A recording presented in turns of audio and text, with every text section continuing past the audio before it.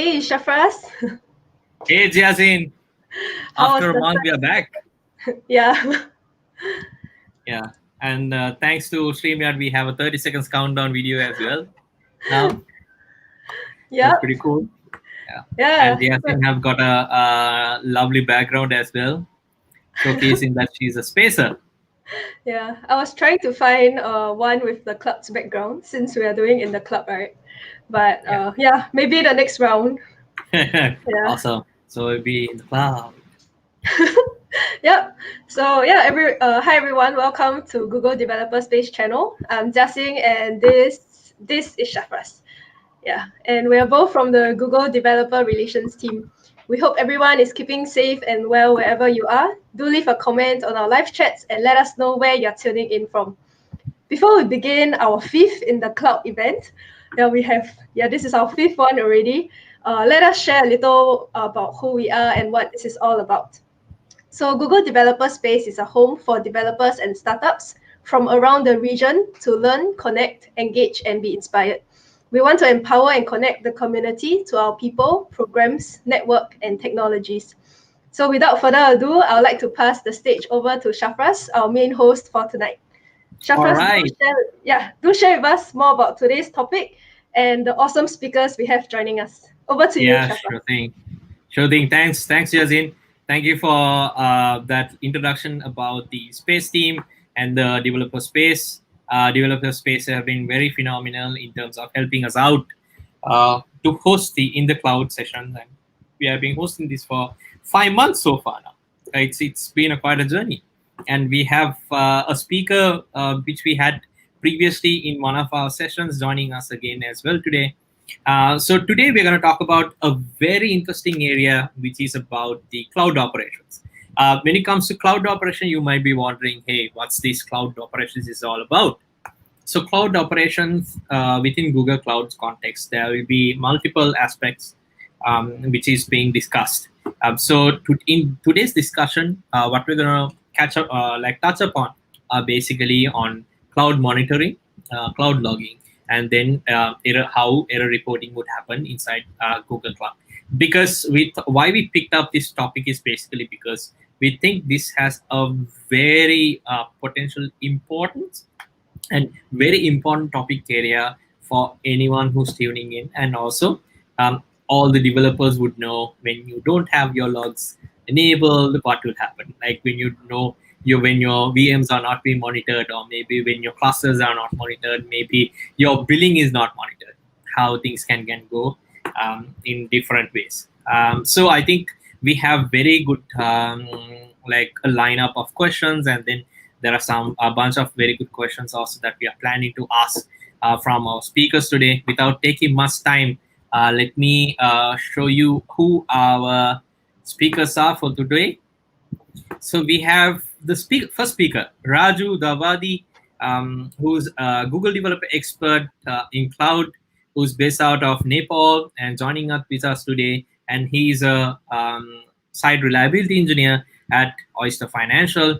And then Hairizuan, this is the speaker that I told you about, the speaker who's returning for our session again. He was in our first session where we spoke about migrating from monolithics to microservices session as well. Hairizuan is also a Google developer expert on cloud, and he's a DevOps engineer at Acronis, and also he's the co-lead of GDG Cloud Singapore. So without taking much time, let's welcome both of them to the show. Hi Raju, hi Hairizuan, thanks for joining. Hello.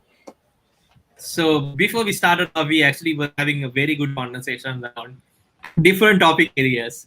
I think we might want to organize a different event to talk about that in publicly as well, where how teams are managing different deployment projects and what are sort of challenges engineers are facing when they're going live, etc. So today's topic is not going to be that. Today's topic is about cloud operations, cloud monitoring, cloud logging, and then error reporting is happening within Google Cloud.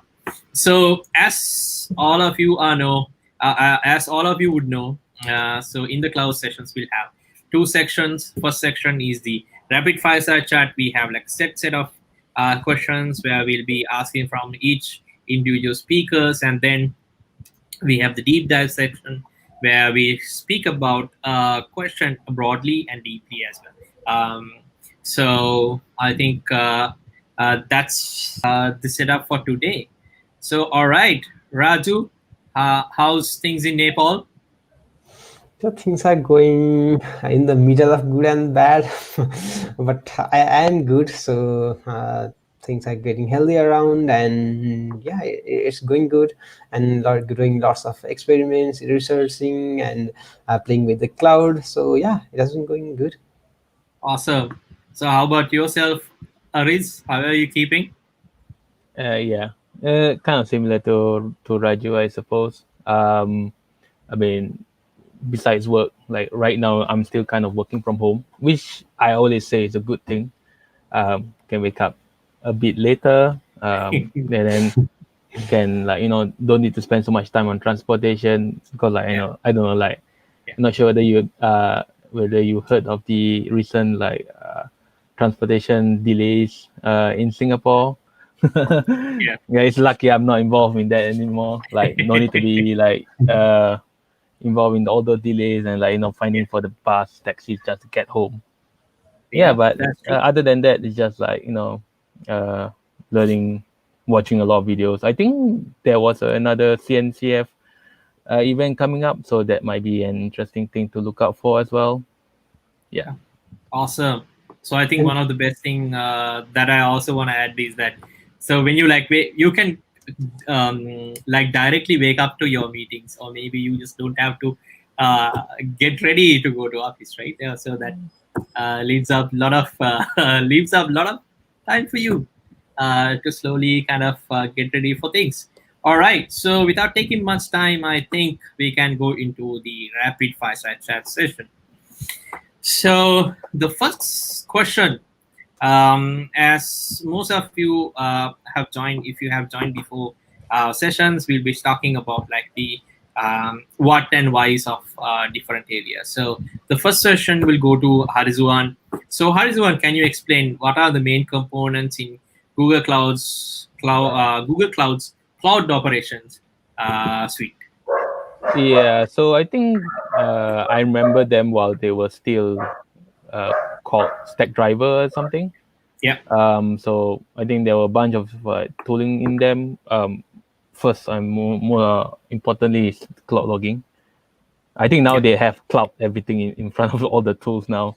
So they have logging, monitoring, they have tracer, profiling.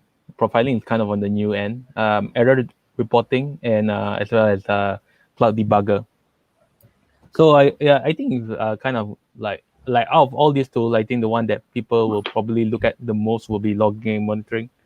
Monitoring is particularly important when you set it up nicely, then you can have alerts on those monitoring, and then from those alerts you can send messages to your like notification channels like email, Slack, PagerDuty, like to wake people up to attend to failed services, etc.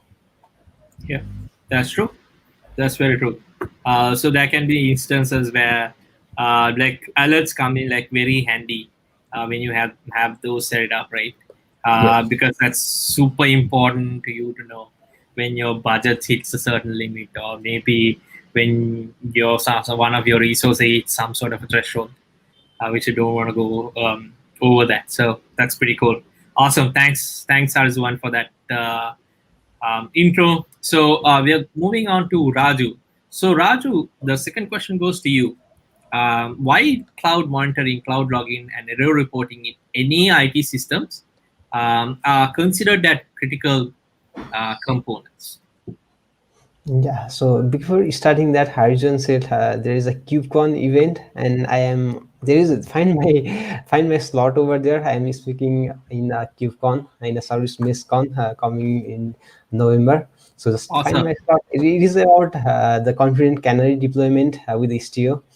So yeah, so coming to that part, so I would like to divide the logging, monitoring, and error reporting to three ways. So one is the basic application service monitoring. It is mostly related with how our application service inside the container, or that could be inside any of those platforms which are like how they are behaving. And another one is the system components, like that could be how is the Kubernetes platform working, or is there any problem with our cloud instances. So that is basically the cloud, like the system components. And then next is cloud resources. So what are the overall cloud resources? That could be the billing, that could be the state of the cloud resources, that could be like monitoring the performance of the cloud resources, how many cloud resources are created, how many are destroyed. So the overall stats, so I would divide into these three parts. So coming to the first part, the application service, I would say like when anybody is adding a new service or creating a new service, I would just say like, do you have a proper logging for this or not? Because when there is a problem, there is a problem, and we tend to figure out only when the things go live in production, and things doesn't like work well, may not work well in the production. So in terms of that, like when there is a problem, we need some way to debug, or we need to find a way what is the actual cause of the problem and solve that too fast. And in that way, the logging is like very crucial part. So without the logging, there is no way, like when working with the distributed system, like when there are lots of services, we cannot go into like each of the std out error, or like any of those one by one, or by scraping through the files. So in terms of that, logging is way too crucial.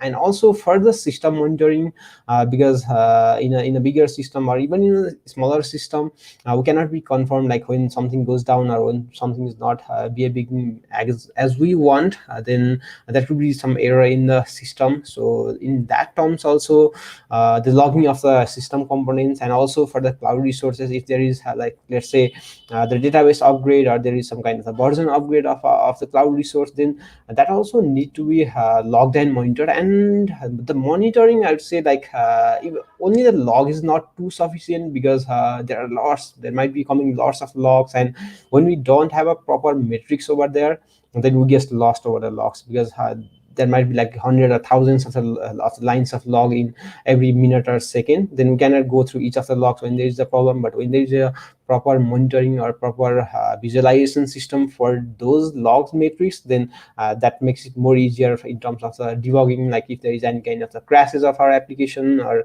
if there is a latency, or there is the error rate coming like going too higher. So in that terms, like for getting the actual health of our system, overall system, the logging and the monitoring is way too important from day one. Yeah.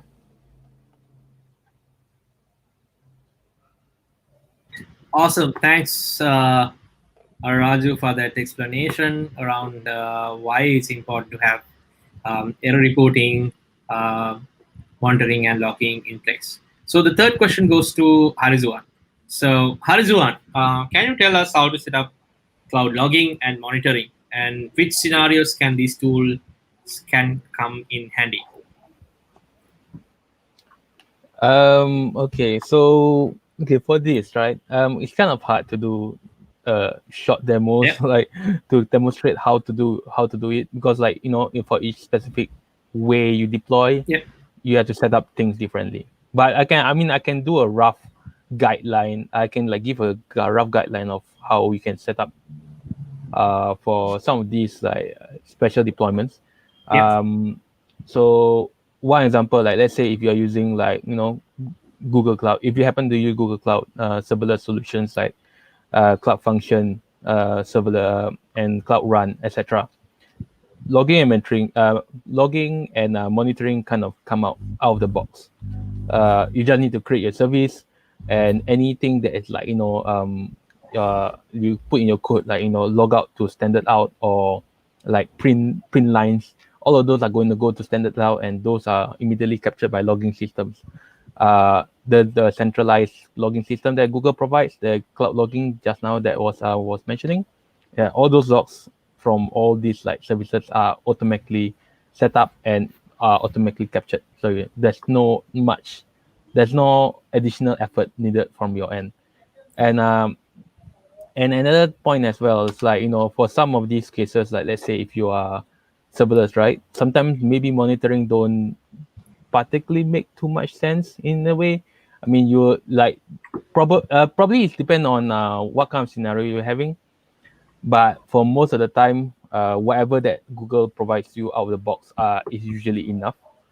But yeah, at the end of the day, you need to kind of see your situation. So from that, let's move on to another way of how people deploy things. And right now, the usual hot way is like Kubernetes and everything. Kubernetes is like everywhere nowadays. So let's say if you are trying to use GKE, you as a developer, you're trying to use GKE, and like how do you set up logging there? It's similar to like your serverless. You just need to log it out to standard out, and that will automatically get captured. But if you want to have like if you want to be able to like do filtering of like maybe I want to only view debug logs, or I want to only view info logs on my cloud logging console, there is a certain formatting guide that you need to follow. Like you can if your log is in a JSON format, and if you happen to have this particular key in your log, and then that key must be equal to info, then that log will be considered an info log in your cloud logging. But those, you have to kind of look into the documentation for it. Yeah, and that's for logging for Kubernetes. Monitoring as well, you have your usual CPU metrics out of the box are kind of available. But for that, let's say if you want to capture your application metrics, those kind of stuff you kind of have to set up on your own, because Google don't know everything about your application. That kind of stuff, like, you have to set it up. There are special libraries that you need to like import it into your application. Per language, you need to see all the different documentation on how to import that library and how to push specific metrics to cloud logging. Yeah, I need to stop taking Stackdriver now. Yeah. Yeah, then that is for the Kubernetes world. And also, if you happen to be on the VM world, there's a whole different way to get it started. So just now I was saying Kubernetes logging is kind of like available out of the box of sorts. But in the VM world, firstly, if your application is in the virtual machine, you kind of need to set up your agents. So your agents need to be able to go and listen to your application and like retrieve the logs. So let's say if your application happen to be deployed via system D, then you might need to configure your agent to listen out to system D, etc. So it really depends on how you deploy. So it's kind of hard to show all the different scenarios. So I think there was a talk that I gave like sometime last year. I'm not sure whether Shafraz passed the link to you. Yeah, we can post that link in the chat. Yes, we can do that. Yeah, so if you want, you can take a look at that. That is kind of a talk that I did like quite a while back, 1 year ago, I think. And that, I think, was supposed to be a setup of using Stackdriver then to understand your application. I think like there was just talking about logging, talking about how to get monitoring in, how to like view your monitoring. Let's say if your product manager wants to see it but not see it on Google Cloud Console, and you want to view it on Data Studio, there is those kind of integrations there. There was a mention about Profiler as well. Yeah. And apparently, because logging and monitoring is kind of like common, Profiler is the more of the brand new sexy thing then. So people were more interested in the profiling bit. But yeah, so this is a set of tools Google provides, and it's up to you on how you can configure it based on your application and your needs. Yeah, that's true. And I think you brought in a very good point that like it'll depend on how you want to set up your login, how you want to set up your monitoring will depend on the matrices that you want to kind of like measure. It'll be different from one business to another as well. But like, do go and check out Hairizuan's presentation on the Stackdriver that he did last year. So before we move on to the next question, I would love to request all the viewers to join us in the live Q&A section. If you have any questions, please do post it up over there, which we can pick it up during our Q&A segment towards the end of the program. And also there's a giveaway. Developer Space has a giveaway going on for everyone. Like they'll choose who gets prizes as well. Do check out, wait until the end, fill up the feedback form so that we can like improve on based on your comments and give you like a like try to address the topics that you want us to discuss about it at the future events. All right, so the fourth question is going to Raju. So now Hairizuan spoke about monitoring and login. So there's equally important part here, which is remaining, is about error reporting. So Raju, how to set up error reporting and which scenarios can these tools come in handy? Yeah. So before going into the setup, so I would like to talk about like what the error reporting is. So it is a service from the Google Cloud, all of the managed service, like the logging, but it is a bit different than the logging, because in the logs we say like I want to log all of these things. That would be like the info, debug, or any of those logs labels, and there might be coming like lots of logs in there. But when we want to do kind of like maybe a critical kind of the error reporting, and also like firing off the, there might be like lots of error logs coming up there, but to get sure like how many users are impacted from the logs or from the error, and like what is the trend of the error, like let's say if we are having some kind of, let's say for example, a DB connection issue, and we can see like how many errors or how many users were impacted because of that connection error, or what are the what is the count of the errors in that part. So all of these things are aggregated by the error reporting service, so we don't have to create a separate matrix or create a separate dashboard for that. And so coming to the setup, so there are two ways for setting up the error reporting. One is through the cloud logging. So if you are using the cloud logging, then you can use that for also for filing the events to the cloud reporting. But one thing that needs to be like maybe altered, or that needs to be added, is making a proper formatting of the log message. I think you can see that link on the screen. Like there are a few things that need to be added in the JSON payload, or for like adding the multi-line of the or the single line logs, and including the traces. So after doing that, we can just send that message to the error reporting tool as well, and also to the logging service. And the next way for sending the events or the error to the error reporting service is using the API, and that is by using a client library, and which is available for most of the popular languages like Go, Python, PHP, .NET even. So by using those libraries, we can send the reports or send those logs to the error reporting service, and from there we can see like what is the number of the errors, if that is resolved or not, and even we can link that to the issue. So let me share you a screen of a Yep. simple, yeah. Okay, so here we can see the error reporting dashboard, and here we can see like there were mostly 5 of the logs, and what is the occurrence of the error, like if it is occurring now or not, if there is any kind of the error in like maybe 24 hours or 1 hour. So like using those ranges, we can see the errors and the platform which is sending the error as well. So we can see here as seen in GK instances. So this is occurring in the GK instance, and this is a Python error. So if we go into the error, we can see now what is the line of the code which is throwing the error, even that level of the like the debug level. So we can see the service line available and 503, and we can see the line of the package which is raising the exception and the error, and how many of the users that are impacted as well, and what is the count of the error at the time of the day, and even the time. So we can see like 48 same date in one day, and another like 46 times in another one day. So we can see like all of these things with a simple dashboard without doing much of the works.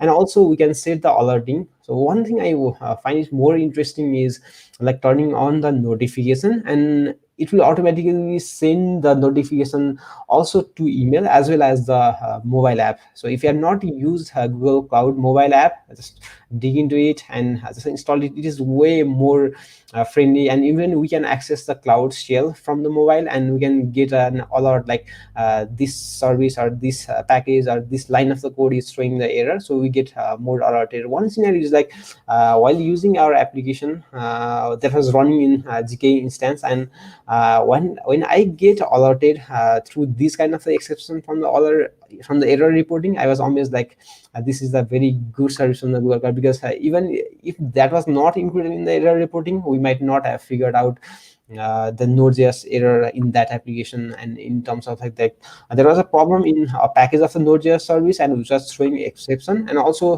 the pod was crashing or the app was crashing. And with that error reporting alert from the mobile app, we are like way forward in terms of solving the problem. So it is like way better service in terms of the reporting of the errors, and getting all of those metrics related with that error, all of like lines of code, what is the source of the error, what is the occurrence, so all of those things at a glance. So, Awesome. Thanks, thanks Raju for that show and tell about how error reporting and things work. So we're moving on to the final question in rapid fireside chat section, which is about like an interesting area, which couple of us we were discussing about. So when it comes to cloud operation tools, cloud operation tools might not be so much lean for startups to afford. So what are the other open source cloud operation tools that you both think like developers can use it within their startups? This question goes to both of you because there are proprietary versions, but we would want to like know what are the type of open source tools people can use for could be monitoring, or like most of the times these offerings would come as one package. So what are the type of things that you have used so far, and then what you can recommend? Who wants to go first? I guess I'll go first. Okay.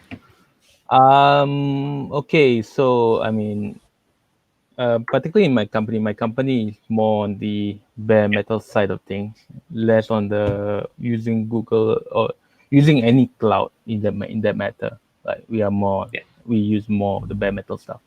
So as with all like usage of open source tooling, when you are using all those open source tooling, the responsibility of keeping them up now falls to you as a user.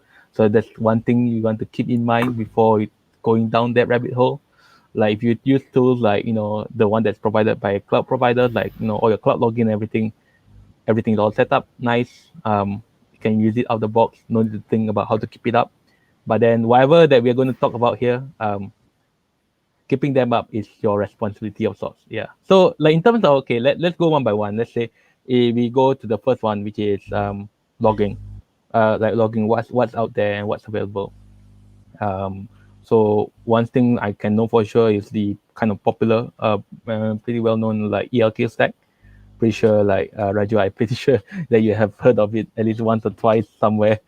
Yeah. So ELK stack, what does it mean? What does it stand for? ELK stack stands for E, Elasticsearch, L, Logstash, and K, Kibana. They are part of I think the company is called Elastic, if I'm not wrong, and they are the kind of the product suite that kind of do capture the logging from application and like do the visualization. Elasticsearch is like your database. Logstash is like your data transformation layer between like the agent that's collecting the application logs to Elasticsearch. and Kibana visualizes the data that's stored in Elasticsearch. So that is one alternative. There are many other alternatives. So I think there's another one that the I think Prometheus team kind of created quite recently called Loki. If you see on the CNCF website, I'm pretty sure you can see the full list of what's available out there. So Loki is like helps you, like once you set it up, then it can help you collect logs and everything. So that's for logging. For monitoring, the one that people usually mention is Prometheus. Pretty sure Prometheus is like everywhere now right now, and then like people are now more focused on how to scale Prometheus rather than like looking at other open source tooling out there. I think in the past there was like open source tooling like Graphite or something, but yeah, I'm not particularly too sure because like right now, many applications and many like databases and everything. So it's like do you have like a Prometheus format monitoring available, which can set it up and use it to start scraping the required metrics. And Prometheus has like all your alerting capability and everything. So there's a full stack for it to all your monitoring needs. Yeah, so there is logging, there is monitoring. Then there's traces. So I think that goes to Cloud Tracer, if I'm not wrong. Tracer is Jaeger. There's one of the more popular ones, and Zipkin. Zipkin is like the older boy, the one that appeared first. But yeah, Jaeger kind of came up later. Jaeger is by this company called Uber. Not sure whether you heard of it. But yeah, that kind of helps you do distributed tracing. So if you're not too familiar with it, maybe we can have another like club in the club series where we can talk about the benefits of distributed tracing and all. But yeah, that the whole point of distributed tracing is like being able to see the interactions between microservices and like find the culprit in the whole microservices journey, and like okay, like let's say your API hits like service A, but service A depends on B and C, but the one that's actually slow is service B.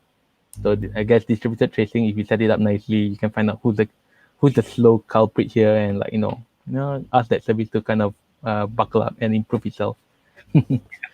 That's true. I think that's a important point over there. Like when it comes to it's like mostly if you take logs and monitoring and reporting, etc. Mostly you would be valuable. It's not that it's not valuable for startups, but like anyone who's starting off, that's like a mandatory thing to have. But when it comes to like distributed systems, large applications, sometimes you really wouldn't know where exactly the problem went, and then you will be panicking. You'll try to like figure out, hey, where exactly things have gone wrong, and try to fix things. So I think distributed monitoring and like error reporting also will be like a very good tooling to have. So there are some options now. Hairizuan mentioned. Raju, do you have any inputs to that?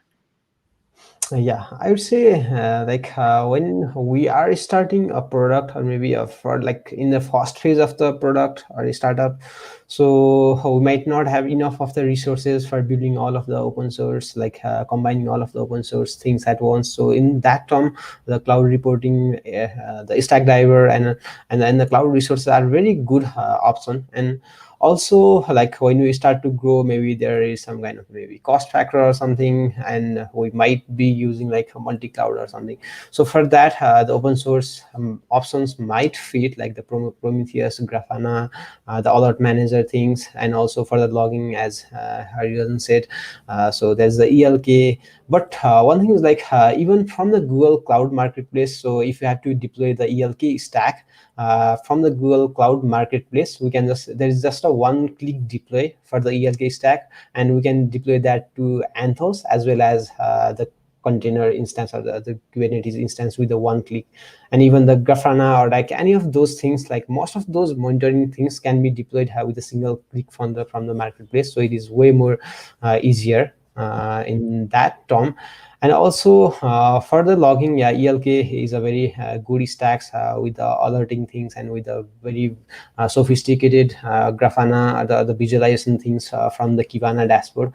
So that is more like kind of fully stacked things for the logging. And also while setting off those open source logging things or the monitoring things, we have lots of data in there, and like keeping all of those data in a hard drive might cost expensive. So for that, we can just like keep the more of a, like, let's say the log after maybe few months or few years to the cloud storage in the cold storage. So that also costs some money for the startup.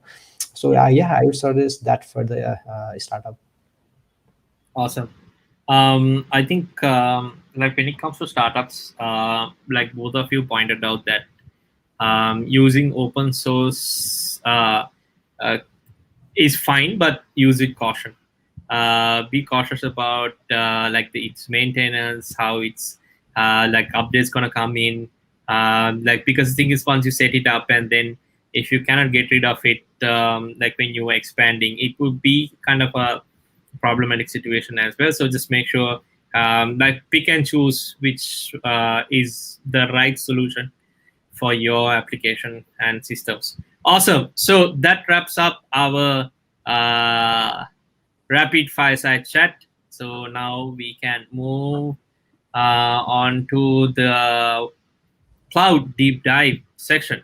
All right. So this time in cloud deep dive section, we have divided that into two pieces. One piece where our speakers gonna share one of their stories, and then we're gonna talk about like a topic that we can go deep dive. Because when it comes to like cloud monitoring, logging, and then error handling, if you're a developer, in some point in your developer journey, you would have forgotten set up that log or forgotten to set up that monitoring piece, which might have affected in like in a good way, sometimes in a bad. So the first question to both of the speakers going to be one of the personal experience sharing. So this question is to both of you. So what's the most memorable story that you have when you yourself or team screwed up things and wish you had set up monitoring, logging, or reporting matrices in place? You wish if those things had in place. What's the most memorable story that you have? Who wants to go first? You can mask up company names. You can mask up product names. So we can keep it a nice discussion going on. Awesome. Who wants to go first? Raju, you want to go first? Yeah, sure. Awesome. So yeah, there is one story. So when we were starting to migrate our services to Kubernetes from our older system, so and also we revamped a bit in our application architecture, and we are using Redis for as a queuing things, and using a Node.js library for getting all of those Redis queue things and processing those things. And one time, like we're like upgrading the client website. So it is for the page bank. I don't need to mask the name. So it is like basically pulling the data from the Facebook API and upgrading the website. And so, and there is like added Redis queue, and there is a new event from the Facebook API, and we keep it in the Redis. And one time the website were not being updated for 3 days. Like none of the clients website were updated because there was a problem in Node.js library, so which was stopping from processing the queues of the Redis, and we had no idea, like no errors, nothing. So completely blank only unless one of the customer reached out and said like, hey, our website is not getting updated. And then we started seeing out like if there is any kind of error in the pod, or there is some kind of error in the migration things. But later we found out like there were thousands of queues in the Redis. So, and then after that, we started adding the monitoring of the Redis queue. Let's say if we have lots of queues exceeding maybe 500 or 200. So after that, we get alerted to the Prometheus, so that we are using the Prometheus exporter for that, and getting those alerts. And also there was a problem in the Node.js library, and we started using the error reporting, which gave us like the straight information, like if there is error while processing the Redis, then we'll just get alert in our mobile as well as the email, common email, about there is error, and how many of the processes were affected, and all of those things through the error reporting. So that gave us some more visibility, and also how we started getting confident. And these days, like adding those alert and those things have become very common. So if we face any kind of a problem, then we just keep like adding those things in the alert. There might be cases like there are lots of noise from the alerts, and we might be getting too many of the noises, and that would be like preventing you to see the actual alert. So getting rid of that and managing all of those things. So every time we face a problem, we fix that, and we just add it to the alert, considering that the same problem might occur in the future, and we get more proactive by learning that the error has occurred before actually hitting the customers by a bigger number. So, All right. Interesting. Hairizuan, what's your story? Okay, I guess my turn now.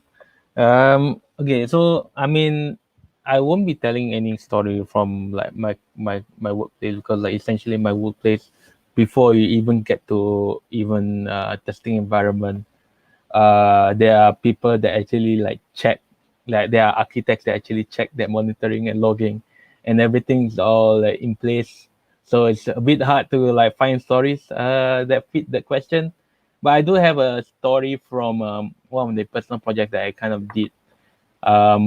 So this happened like kind of last year.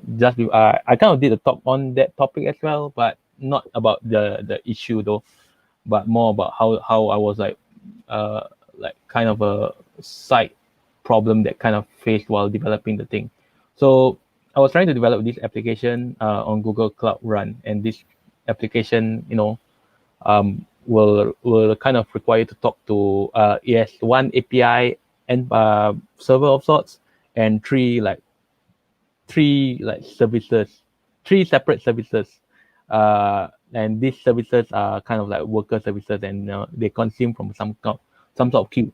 So in this case, since I was using Cloud Run, Cloud Run will receive some kind of request from the front end, and then this API server of sorts will push the items into the pub sub queue, and that will get picked up by the separate worker. So the worker one will pick up the queue first and process a bit, and then put back into the queue, and then worker two will then like continue the task of sorts. Like they are technically separate tasks. So this is kind of how it was all kind of set up. So when I first deployed the thing and I throw my first request in, then after that, 5 minutes later, I went to go and check the database records, and I'm kind of noticing like I only send one request in. I only expect the most like 2 or 3 additional rows here and there in the various tables, but this time I see like 5,000 rows. Oh, and wow. I have no idea why. So I went to look around, like, okay, what's happening? I checking the logs. It's like worker 1, 2, and 3, the one that consuming the items from pub sub queue, are continuously running, even though I only sent one request. So I sent one request 5 minutes ago, and it's still running. I'm not sure why. And it keeps saying that the task is done, but then it picks up the queue again. So I went to read on further on, and I ran to read the code and everything. It turns out that what happened was I didn't exactly acknowledge the message for PubSub, which is kind of a basic mistake. But then the thing is, I didn't put any monitoring or logging. Logging is there because like it's a Google Cloud product, so it's automatically in place. But I didn't bother checking like the various metrics around it. Yeah, I wasn't bothered about the logging and monitoring, because it's still something that's in development. So I thought that shouldn't matter. So to kind of like this is kind of like a lesson for me, like of sorts, where once I use something which relates to PubSub, make sure you set up some sort of mini dashboard of sorts to make sure that your number of queue has to go down after a while. Like it shouldn't keep going up. In my case, like for a while, I have been debugging that thing. The PubSub queue, like the moment you receive one item, it just remains there forever. Yeah. That's not a good thing in a system where it's supposed to make the queue go away. Yeah. So yeah, like basically the lesson here is make sure, like even in development phase, monitoring and logging still helps. Don't only edit at the end. You can also use it as as part of your development process to kind of debug it faster, rather than me going around like looking at like database records, like where these 5,000 records come from, needing to go and delete all the records, etc., etc. Like so much work when it could have been like detected way easier. Yeah, that's true. That's true. Awesome. Thanks for sharing those two stories, Raju and Hairizuan. So the second section of the deep dive talk is like there can be viewers who would love to know, hey, now adding cloud logging, monitoring, and error reporting is fantastic. So, like, since you both have experiences in these areas, some of the tools would have like automatically have these tools being enabled, or maybe there will be a team who will be checking out whether these things are in place. So now, if the developer is coming from a startup, or maybe the person is a freelancer, or maybe is doing um, all these projects for fun, or maybe doing as a business, like an individual solo person doing things. Now, in this situation, um, people might be wondering, hey, what type of matrices should I kind of measure in logging, monitoring, and error reporting? I know it can be based on different scenarios, but are there like general things like folks should focus on in terms of logging, monitoring, and error reporting? All right, friends, who wants to go first? I guess I'll start Okay, here. sure. It's then my turn to start because Raju started previously, right? Okay. So all right. So in terms of like what kind of metrics should be measured, as much as we want like some sort of generalized model, like Yeah. yeah, like these are the like the basic of the basics. Uh, yeah, unfortunately, things aren't like that in real world. Although there are like some like the usual suspects. By default thing, definitely you want to have your CPU, your memory, because those are very obvious bottlenecks. Okay. But then after that, it really boils down to what kind of workload you are trying to run. If you are running a database workload, let's say you're not relying on what is provided by a cloud provider. So like you are running a MySQL on a virtual machine, etc. Example. So I think CPU is kind of important depending on what kind of query you're trying to run. Uh, RAM is RAM is semi important, but the one that is actually like one of the more important metrics is actually your input output, your file. If I'm not wrong, file input output.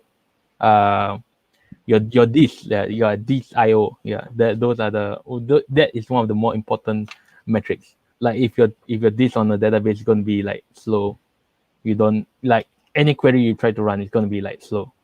So like on I think if you check any like service online, and if you try to check VMs and everything, like one of the things that you have to kind of configure is what kind of disk that you're trying to use on your VM. And if you're running more database, a more like storage intensive kind of workload, you want to make sure that you have like something that can handle like high IOPS and high throughput, to make sure that your queries are not slowed down. Like that is not your bottleneck. But yeah, at the end of the day, it really boils down to what kind of workload you're trying to run. That's one. And then let me give you another example. Like let's say you have something latency sensitive. Then on top of like trying to measure something like that's native to virtual machines like CPU, memory, or etc., you might want to actually measure the actual API responses that is coming back from that API server. And then like this kind of breaching on the SRE side, the system reliability engineering side, which is I think like Raju is more an expert on this rather than me. So for that, if you set up some sort of SLO, like your API, 90% of the chance, 90% of time has to respond within 1 second. Then you set up such SLO. Then you have to like design your system, your applications to kind of meet the SLO. So maybe you really need to then from there you kind of have to design and look at certain aspects of your system / language in different ways. Maybe your language is like like let's say if your API server is written in Java or something, then memory is kind of important there, and you might want to like configure it in such a way that maybe your garbage collection takes too long and like you don't want to provision so much memory. Turn off garbage collection so that it runs to death and then restart so that you can have application that can respond very, very quickly. That kind of example. So it really boils down to what you're trying to do here. Like, are you trying to run a latency sensitive application?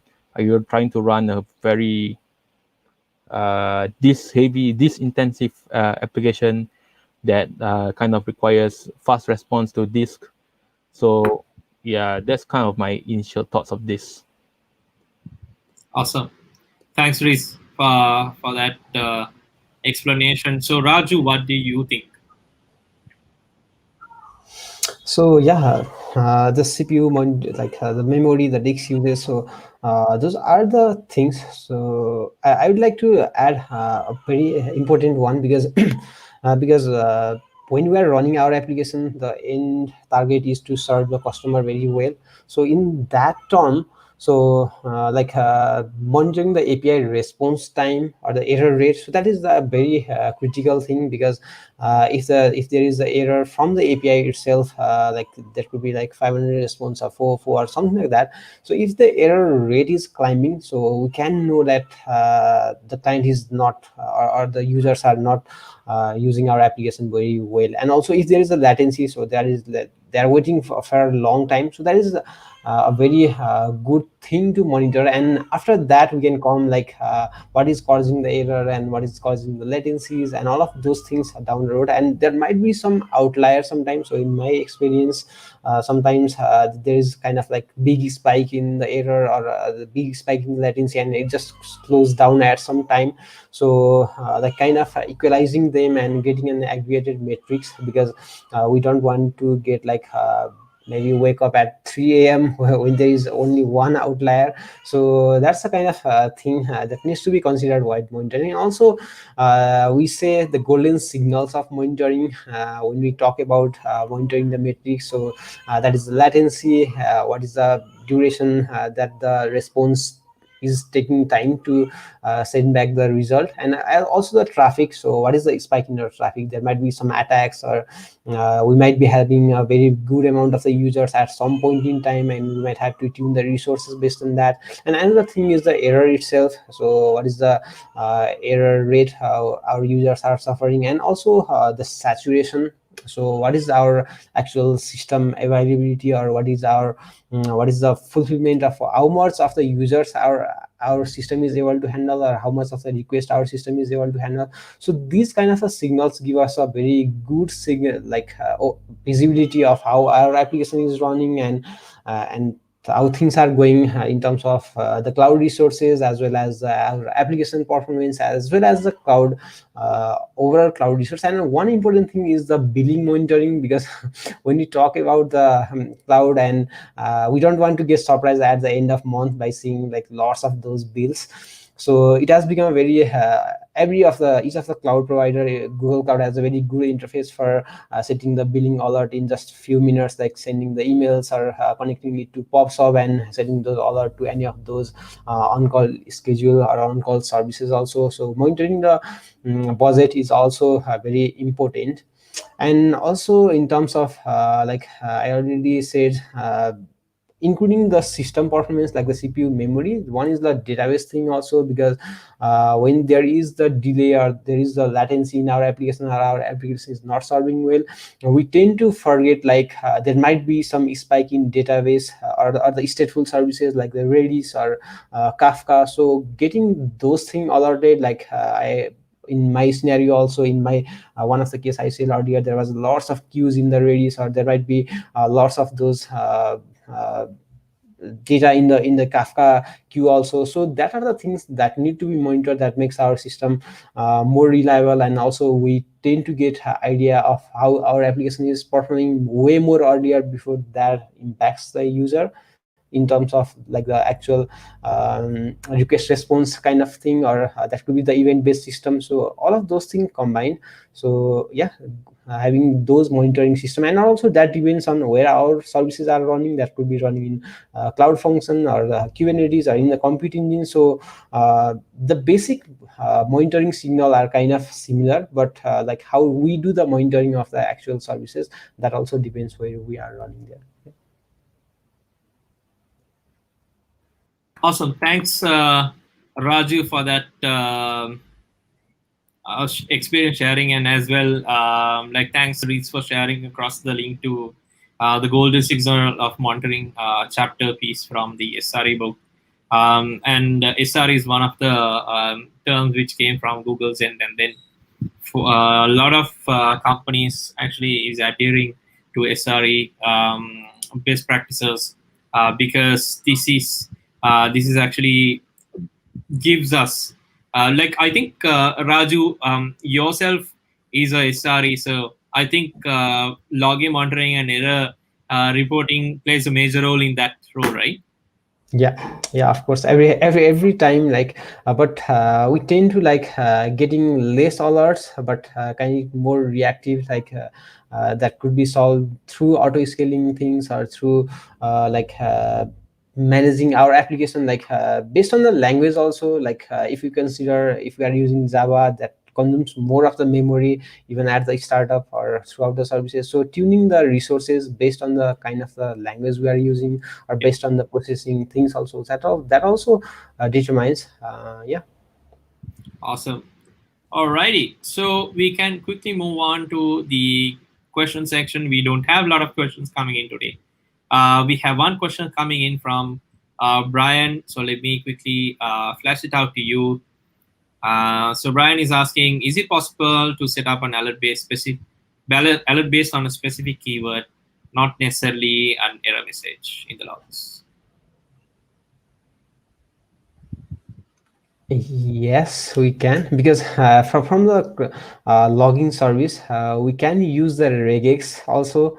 So including like the matching of the keywords, that could be, let's say, maybe products, some number is getting something something. So that could be like the regex of product, and mixing those numeric values. So using those regex, we can create a matrix from there, and using that metric we can port it into the dashboard, and also send those alert to different alerting channel through the cloud console, to Slack or PagerDuty, or even to PubSub, and getting those subscribed to any of those alerting services.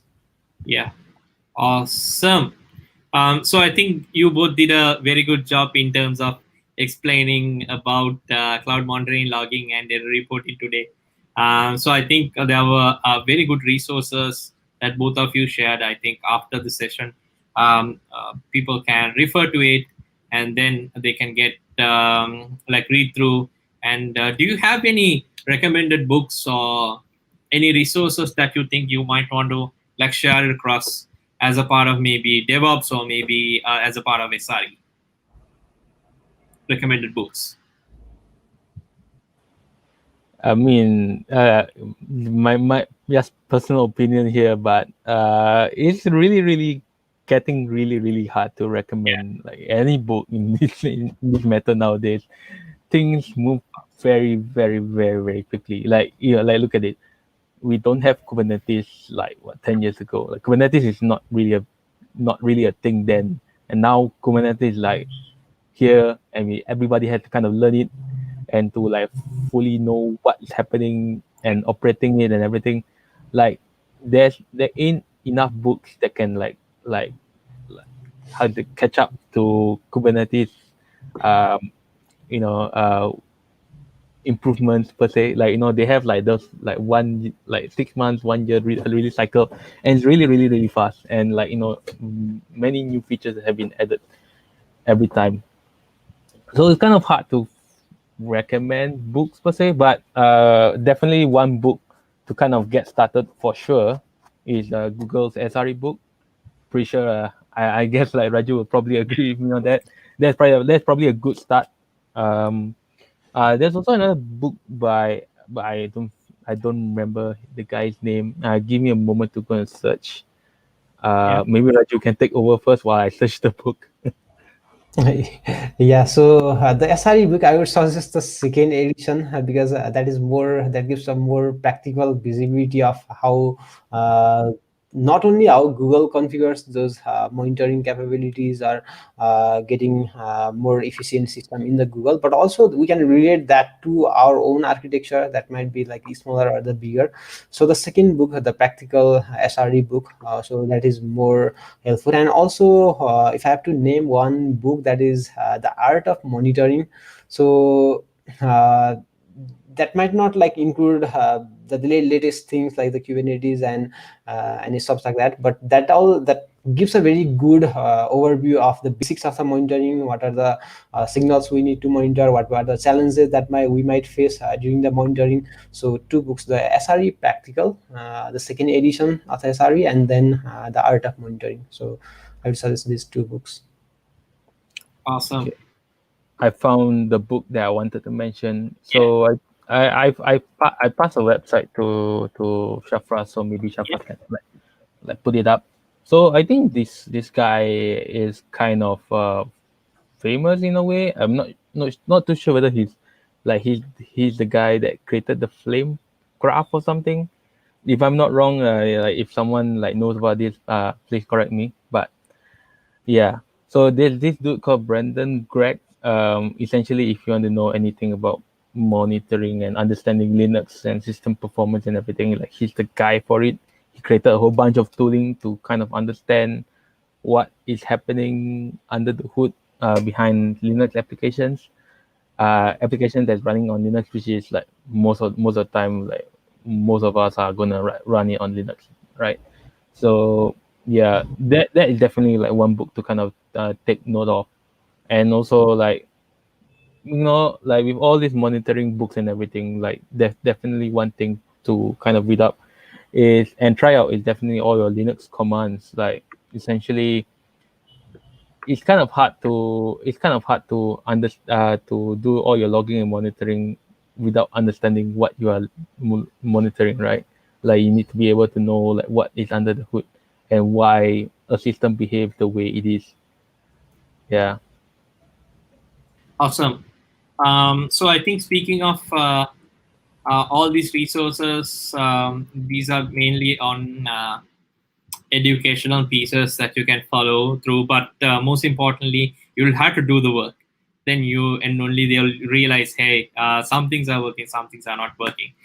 Speaking of that, I think there's a very interesting there's an interesting offer by Coursera, which has come back again. So if you go to this link, if you can sign up to Coursera through a new account, you'll be able to get 1 month free access to Coursera. Yay, it's back. So the most important thing is like they have introduced 3 new professional certificates, Google Cloud professional certificates on Coursera around SRE and DevOps engineer with Google Cloud networking, and cloud architecture with Google Cloud as well. So if, you might as well check it out as a part of your learning journey, which will help you out. Awesome. So thanks, Dan. Thanks for that shout out over there in the comment section.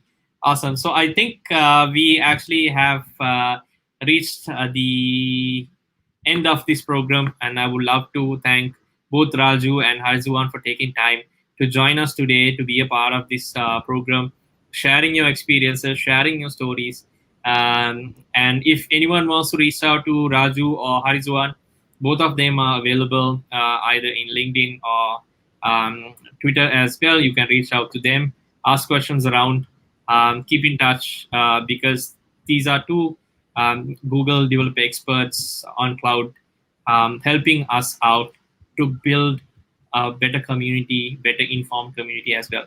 So thank you, Raju. Thank you, Hairizuan, for joining with us today with this program. We would really happy to have you again in this show as well. So with that note, we want to leave you with the in the cloud feedback form for this one. Just leave it up.